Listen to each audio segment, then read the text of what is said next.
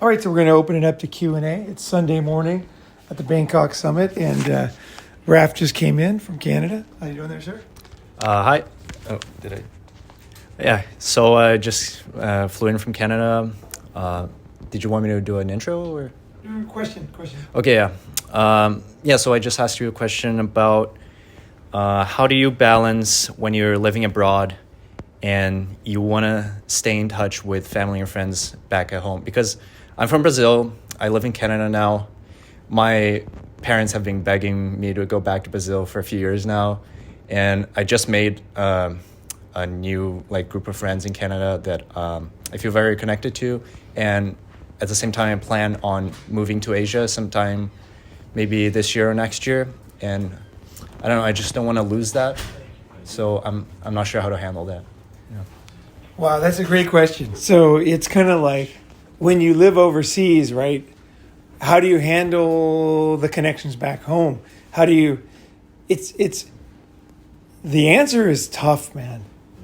The answer is you got to let it go, in a way, because you can't build castles in the sky, And for me, it's love the one you're with, So if somebody really wants to get out of the summit, they're here right now. Right? You know what I mean? You guys are getting totally different experience than listening, right? And us just going together, catching the boat, talking, sitting in the park last night. It's the whole experience. If you want that, you got to go there, right? When I missed most of my friends' weddings, I missed all the divorces, and I missed.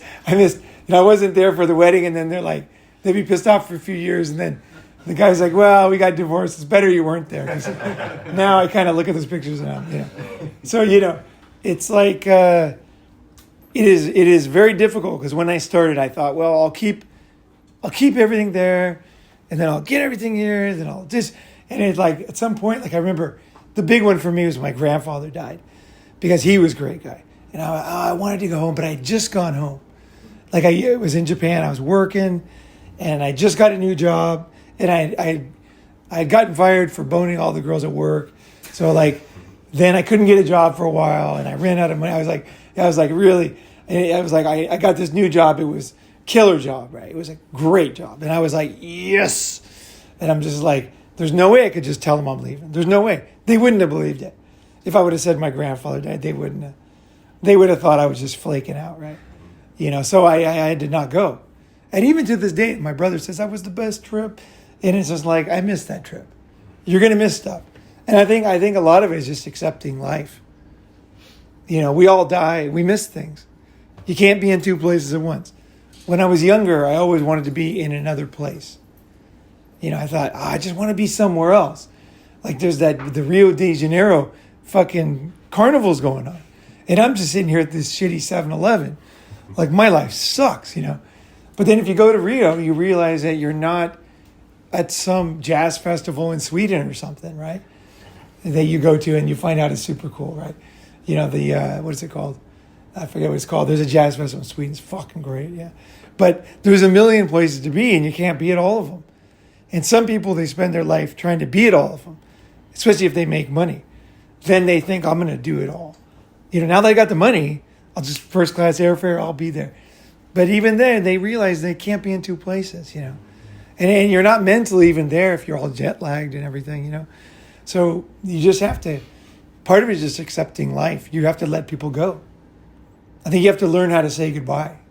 That's hard. Most people, they'll say, oh, I'll see you later. I always say, it was great meeting you. Goodbye. If I'm not going to see him, right? Now, if I see him again, that's great. But I probably won't. But most people, they don't even know how to say goodbye anymore. You got to say goodbye sometimes, right? You can say hello again, but you got to learn how to say goodbye because it probably is goodbye. And it's this stupid life where you're just hey, we'll catch you up. Oh, we'll see you later. Oh, yeah, sometime we'll. And then everybody leaves and you're thinking, probably not, right? Now, with you guys, probably yes. But, most, what I'm talking about, most people. I remember when I graduated high school, I was thinking back, this is interesting. Think back to when you finished high school. Your friends in high school. Can you remember the last time you got together? A long time ago. So I got one high school buddy. We've been friends since 11th grade. Oh, I got friends in third grade. But I'm talking about the group of guys.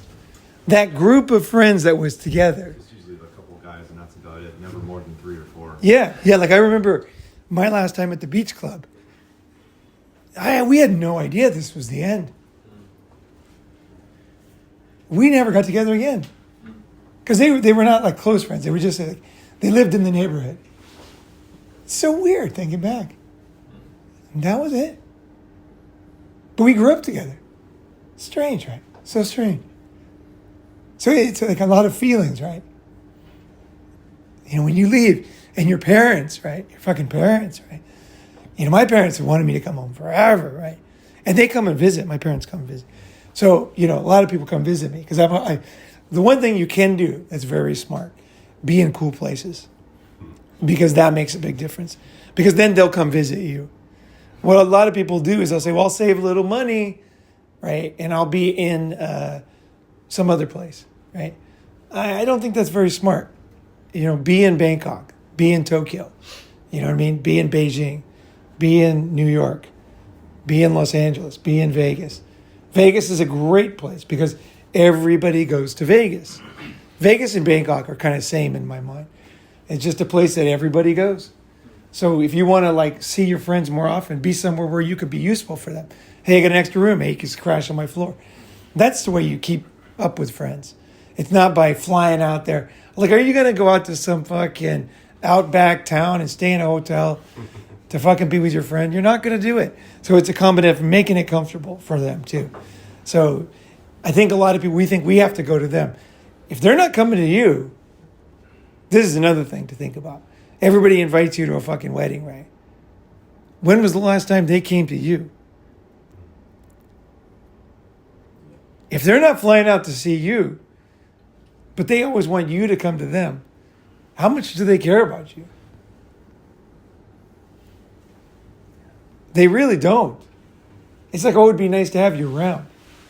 You know what I mean? And then if they're not saying, hey, when you come into town, you know, come here and crash and do this, and you might have money and say, oh, no, I got it, I'm staying. You know, but the offer, right? They're like, hey, just in case, you know, because everybody goes up and down, right?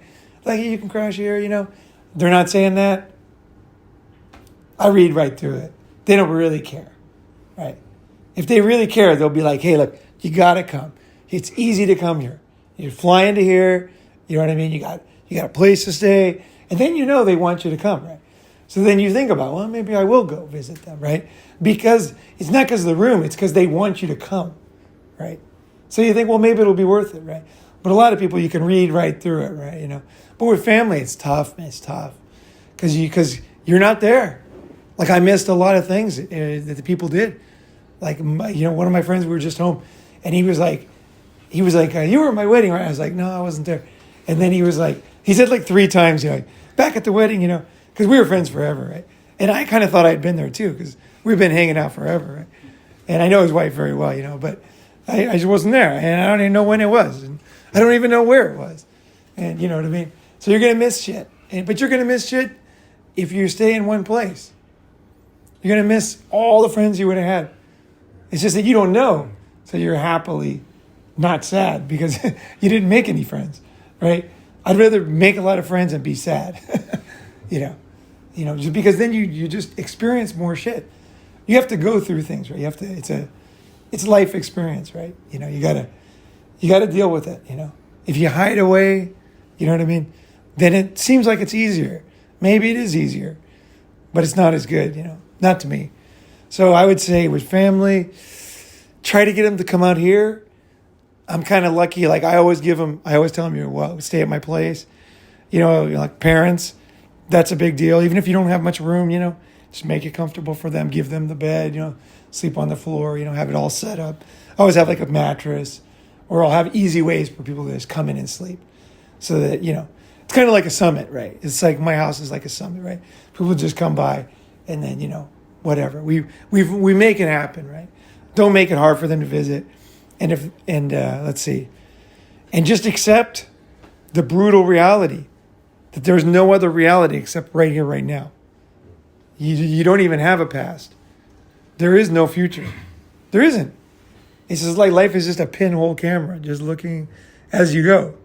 That's all it is, and then it ends. It's like where you are. That's your life. You know what I mean? So, just accept that. If people try to make... That's why everybody believes in God and everything, because they think, I'm going to beat death, right? I'm going to go to heaven, right? Forever. And I'm going to write letters to this girl in the Philippines. And we're going to have a relationship, right? It's like it's not a relationship, man. Yeah, there's no such thing as a distance relationship. No, there's like strangers, there's people together, that's it, So, this whole idea, people will tell you bullshit, and in their fantasy of their mind, it's all real. But it's just to you, like, how much time do you want to waste believing fucking bullshit? Like, no time. It's not real. Come visit me, I see you, or what the fuck is there? You know what I mean? There's nothing there. You know what I mean? There's really, a nice person and everything, but there's nothing there, right? So I think just accept it with yourself and then accept it with them. It'll make it easier. Because I learned this the hard way, right? I'm not telling you guys. I didn't wake up 19 and know all this, right? I had a friend, used to visit him all the time. Man, I would just every time I came, I'm coming back. And he'd be like, oh, great, And then we'd get together, we'd surf every day, And I found out later that he was presenting a different person to me than he was presenting to everybody else. Because he acted like he was happy, right? But he actually, because he was when he was a kid. But he's actually totally depressed and miserable now.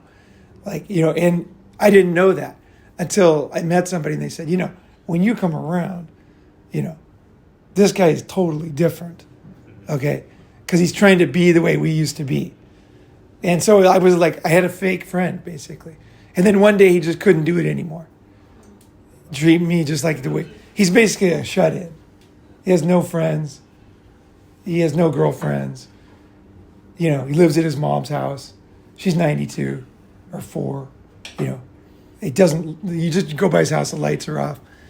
Yeah, but I didn't know that. I thought, when I come home, he's going to be the same. So I would, every time, I'm coming back, and me, and not just me, but our other friends, because we were all really close. And then,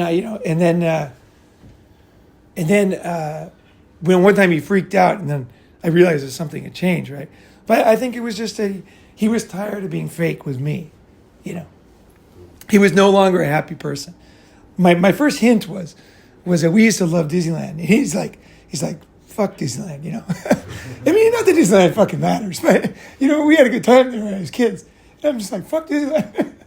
What the fuck was that? I was thinking all the good times. But he was not there. He was not there. So, you could visit him, but you can't keep them happy, or you can't make them be something, right? People are just doing what they're doing. They're just doing it. They might become an alcoholic. They might get depressed. I don't want to do that. But other people will do that, right? So it's I got to let them do their thing, right? Which makes no fucking sense to me. I'm like, why just get the fuck out of there? You know what I mean? You're 6'5", you're fucking handsome. You're super athletic. You're smart. What the fuck are you doing? The fuck is wrong with you? Just get out of there and, go come have fun. He's a great surfer too. It's fuck, It's like he doesn't want to accept. It's like your friend feels something, doesn't want to face it and accept, and he's faking a mask to you, to happy mask, and every emotion, has value. So if he could share to you, you could help him, and he wasn't able to help him because basically you didn't know him. Yeah, exactly. I didn't know him. So that's the other thing about visiting people, is you can visit people, but who the fuck are you visiting?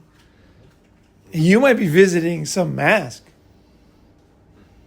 You know what I mean? Because people change, people change. And that's one of the problems when you're gone a long time, is you're only there. It's impossible for you to think of them changing because you just don't know unless they tell you, right? Or unless you see it or somebody tells you, And then it starts to dawn on you. But even then, it's kind of hard to understand because you still have this image of whatever, So, I think just, it's easy for them to fool you. You can fool them. And also, I spent all these years going to visit him. And then when he came to Japan, I was like, fuck, we're going to Kyoto. We went, I got him laid. I got him we went to the beach. We went to Kyoto. It was like hilarious. We had a great time. But it was like, I went all out, right? I went all out, And then now, the guy doesn't want to, if I even see him on the street, he's just like there's just like, yeah, like super, like just fucking weird. Super fucking weird. Like nobody can understand this guy. I mean, like I have a lot of friends. We talk about it a lot, this guy. It's like, what happened to him? What the fuck, But that's what happens when you're gone 35 years. People just are totally different people. And some people think they have to be depressed when they're old or something, I seriously, I think that's what they think. It's like you're young and happy and then you're miserable, They think old, they just stay old. Yeah, just old. I don't know, man. Fuck. And people will tell me to act my age and stuff. And it's like, what is that? Like, I don't even know what they're talking about. Like, are you saying act American? Or What does that even mean? yeah, what does that mean? Be depressed. What? Yeah. Be depressed like everybody else. Don't. Well, here's the funny thing: is it's okay to get drunk. You can get totally wasted when you're old. That's the one thing you can still do. But I don't do that.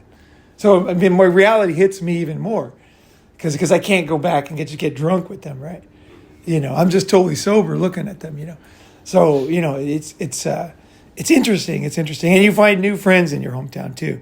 Sometimes you'll meet a new person there that you didn't really relate to before, and then now you'll relate to them, right? So, the truth is, even if you go to Brazil, you're going to miss people in Canada, and once you get to meet people here, you're going to miss Bangkok. I miss Tokyo, I miss Shanghai, I miss living in Sweden. I miss a lot of things. I miss Hong Kong. I love Hong Kong. And now Brooklyn. I was there for a year, pretty much. Santa Cruz. I have people that I miss in all these places. I think a lot of it is just learning to accept that, kind of thing. Because people would say, oh, he, Paul gets away with it, or Ronin, he goes around, and I do. I go around a lot, so I do. I think keep connections with more people, but. There's still a limit. You can't be in two places at once. You just sadly, even if you had a time machine or whatever you call it, like one of those zappers on Star Trek, like what was that called? Transporter, whatever, teleporter. If I had a teleporter and I left here, I still wouldn't fucking be here. Even though I'd be somewhere else, I still wouldn't be here, right? Yeah, my question, I guess, would be.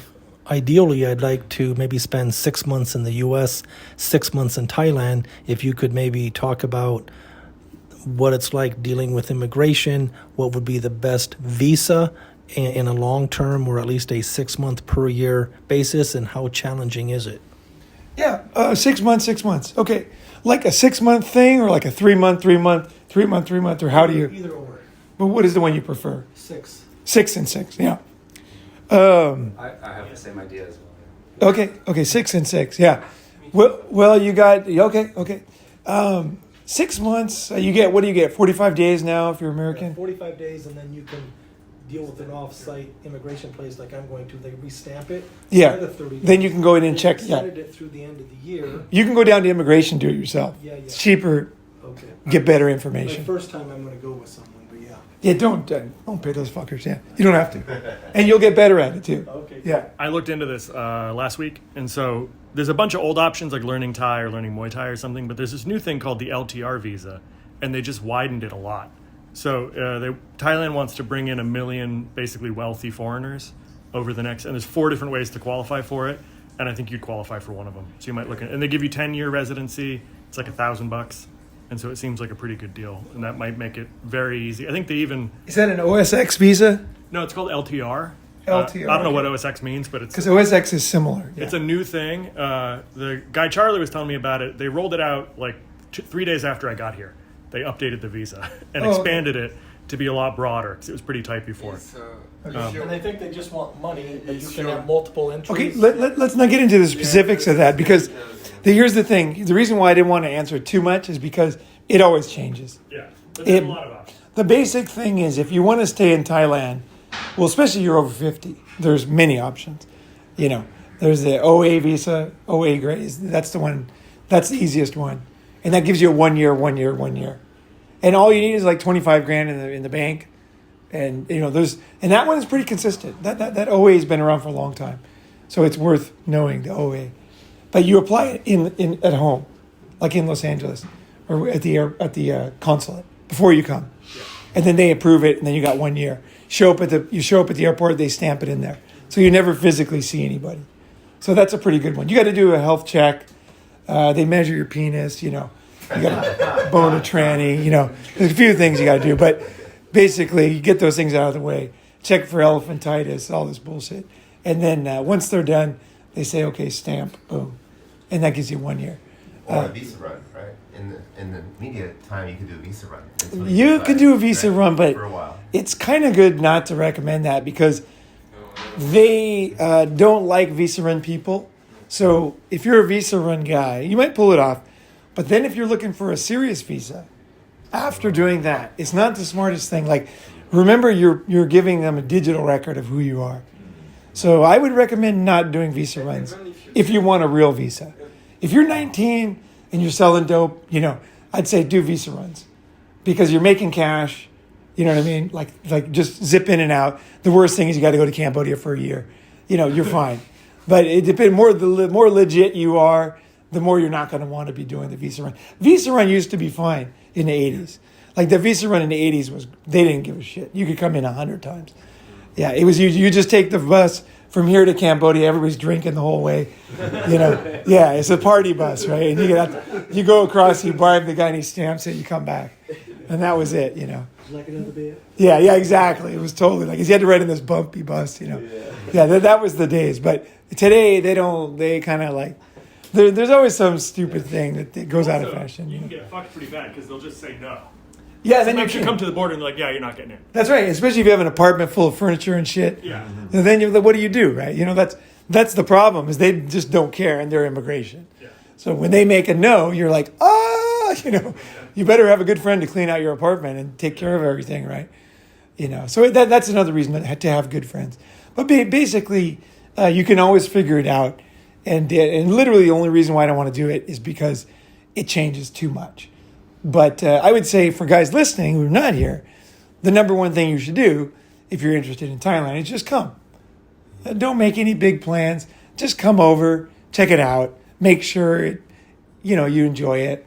And then if you enjoy it, then check into serious visa options. And then if you're going to do a serious visa option, this is my opinion. You guys might not be that surprised, but do it yourself. Don't hire a lawyer. Don't bribe anybody. Don't pull any bullshit.